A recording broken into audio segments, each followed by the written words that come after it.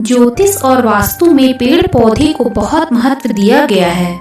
ग्रह नक्षत्रों के बुरे प्रभाव को कम करने के लिए कुछ पौधे बहुत कारगर माने जाते हैं। इनमें से एक है शमी का पौधा। ये शनिदेव और शिव भगवान को प्रिय है, इसीलिए इसे दैवीय पौधा भी कहा जाता है। इस पौधे को लगाने के अनगिनत फायदे हैं। नंबर 1, शमी का पौधा लगाने से घर में बरकत आती है। कभी भी पैसों की कमी नहीं रहती है। इस पौधे को लगाने से घर का वास्तु दोष भी दूर होता है। इसके प्रभाव से घर की सारी बाधाएं दूर होती हैं। रोज शमी की पूजा करने से विवाह संबंधी दिक्कतें भी दूर होती हैं।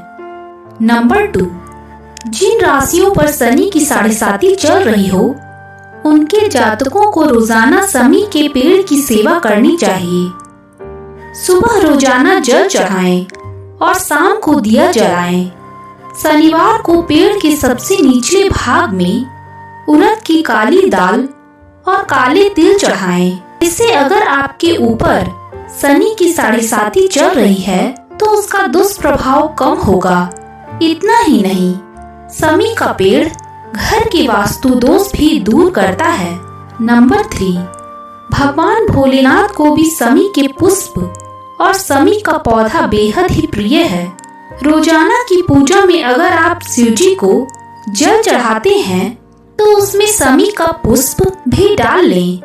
यदि पौधा छोटा है और उसमें पुष्प नहीं है तो आप शमी के पत्ते भी चढ़ा सकते हैं। नंबर 4, शमी का पौधा दैवीय और बहुत पवित्र होता है, इसीलिए इसे लगाते समय साफ मिट्टी का ही प्रयोग करें। इसे लगाते समय दिशा का ध्यान जरूर रखें। इसे घर के अंदर नहीं लगाना चाहिए।